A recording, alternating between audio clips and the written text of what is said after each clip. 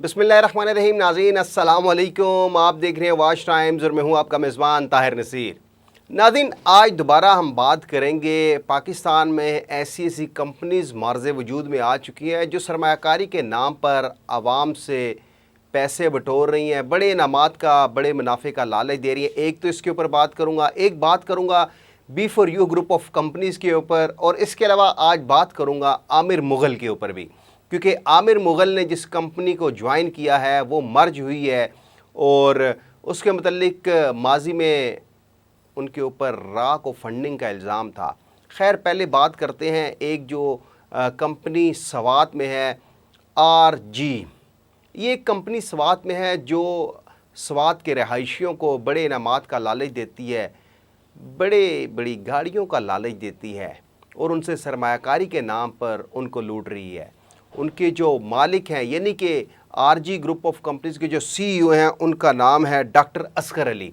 इसके अलावा उनके जो को फाउंडर हैं उनका नाम है डॉक्टर फरमानुल्लाह खान, और जो उनके GM हैं उनका नाम है वाजिद अली।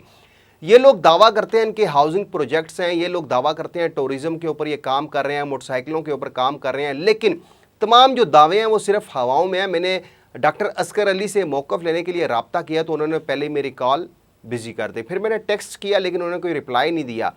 ये इन लोगों का तरीका वारदात क्या है, ये किस तरह आवाम को सुहाने ख्वाब दिखाते हैं, फिर उनको लूटते हैं, फिर बाद में पता चलता है कंपनी स्कैम हो गई है। ये लोग करते ये हैं कि कहते हैं 41,000 पे 2,000 से 2,500 रुपये आपको मुनाफा दिया जाएगा।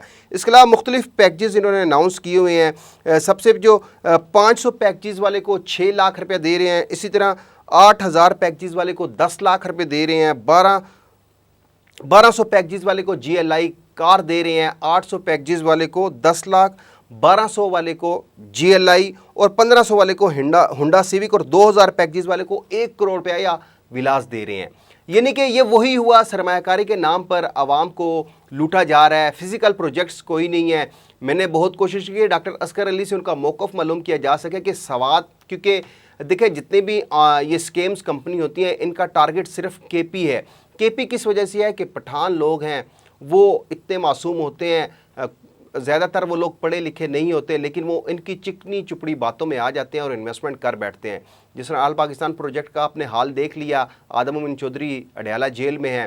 फिर ये सवात की जो RG ग्रुप ऑफ कंपनीज़ है, इन्होंने RG और ABZ के नाम से भी एक कंपनी बनाई है, यानी कि असगर बिजनेस जोन के नाम से, और इनका भी वही काम है, सरमायाकारी के नाम पर आवाम को लूटना। फिज़िकल प्रोजेक्ट्स कोई नहीं है।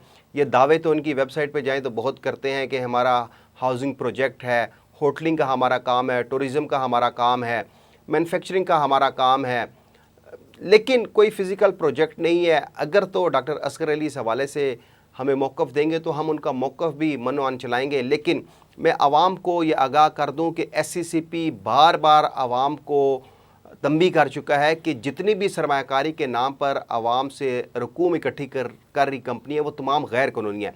SCCP ये कहता है कि जब तक किसी के पास मुजारबा का लाइसेंस नहीं है उस कंपनी में आप इन्वेस्टमेंट मत करें। लेकिन आवाम, क्योंकि मैंने पहले भी कई प्रोग्रामों में कहा था कि जब तक लालची ज़िंदा है ठग नौसरबाज कभी भूखा नहीं मर सकेगा, और सवात के रहायशियों से मैं ये अपील करूँगा कि खुदारा अपनी हलाल की कमाई RG ग्रुप वालों में मत लगाएं, ये भी कुछ अरसे बाद स्कैम करके फ़रार हो जाएगी। अब आते हैं B4U ग्रुप ऑफ कंपनीज़ की जानिब। नाज़रीन, आपको मालूम होगा कि B4U ग्रुप ऑफ कंपनीज़ के CEO सैफुर्रहमान खान नियाज़ी को 8 जून के लिए नैब ने तीसरा नोटिस जारी किया और कहा है कि हमारे पास सामने पेश हों, और 9 जून को सैफुर्रहमान खान नियाज़ी की इस्लामाबाद हाई कोर्ट में अबूरी ज़मानत पर समाअत भी होगी। लेकिन B4U ग्रुप ऑफ कंपनीज़ के माजी में जो उनके लीडर, जो उनके इन्वेस्टर हमें तनकीद का निशाना बनाते थे, अब उन लीडर्स, उन इन्वेस्टर्स के जब अकाउंट्स ब्लॉक हुए हैं तो उन्होंने एक अलहदा से ग्रुप बना लिया है और उस ग्रुप में वो हमारी जो बातें हैं उनको सच साबित कर रहे हैं कि वाकई ही B4U ग्रुप ऑफ कंपनीज़ भी स्कैम कर जाएगी। उनमें कई लीडरान हैं, लेकिन उनकी आपस की चपकलिश भी स्टार्ट हो चुकी है। एक दूसरे पे इल्ज़ामात लगाए जा रहे हैं, एक दूसरे को कोई तो तसल्लियाँ दे रहा है, लेकिन मैं उन इन्वेस्टर से, उन लीडर से मुखातिब हूँ कि जिन्होंने फ्री में अकाउंट लिया था। अब जब आपका अकाउंट बंद हुआ तो आप भी चीखें मार रहे हैं कि B4U ग्रुप ऑफ कंपनीज़ गैर कानूनी है।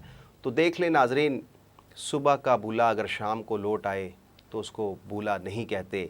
तो हमने जो कहा था कि B4U ग्रुप ऑफ कंपनीज़ गैर कानूनी है, अब उनके अपने लीडर भी कह रहे हैं कि B4U ग्रुप ऑफ कंपनीज़ गैर कानूनी है।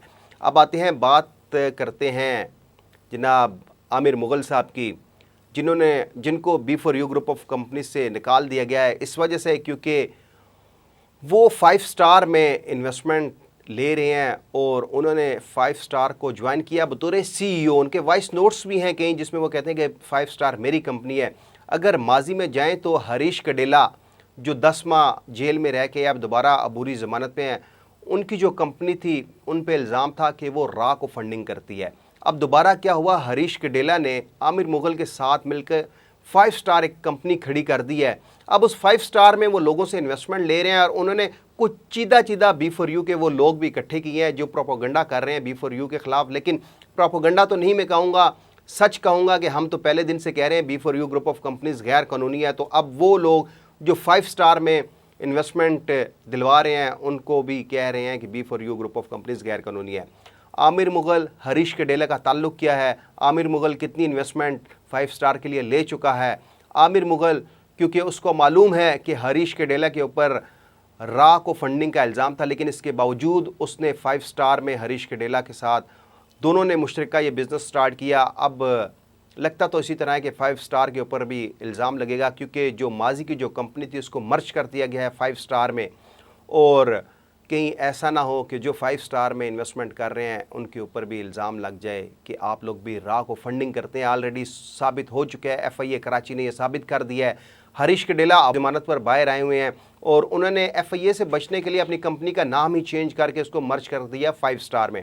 इसके ऊपर भी मैं आप एक तफसीली वीडियो बनाऊंगा। हरीश कडेला का माजी, आमिर मुग़ल का माजी और उनके साथ जो करते धरते 4-5 लोग हैं जो लोगों को कह रहे हैं कि आप 5 स्टार में इन्वेस्टमेंट करें, लेकिन RG ग्रुप के मुतालिक आपको आगाह कर दिया है। इसके ऊपर भी एक मज़ीद तफसीली वीडियो बनाई जाएगी।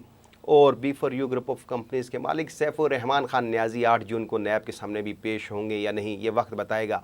9 जून को उनकी अबूरी ज़मानत पर समाअत होनी है, क्या वो पेश होंगे या नहीं। अब देखते हैं कि ऊँट किस करवट बैठता है, क्योंकि बहुत ज़्यादा तसल्लियाँ तो दी जा रही हैं कि B4U ग्रुप ऑफ कंपनीज़ मौत के मुंह से वापस आई है, लेकिन टोटली ड्रामा है ताकि मेम्बरान नैब से रुजू ना करें। और हमारी इतलात के मुताबिक नैब में 50 से ज़ायद दरख्वास्तें जमा कराई जा चुकी हैं। अगले प्रोग्राम तक के लिए अपने मेज़बान ताहिर नसीर को इजाज़त दीजिए। अल्लाह हाफिज़।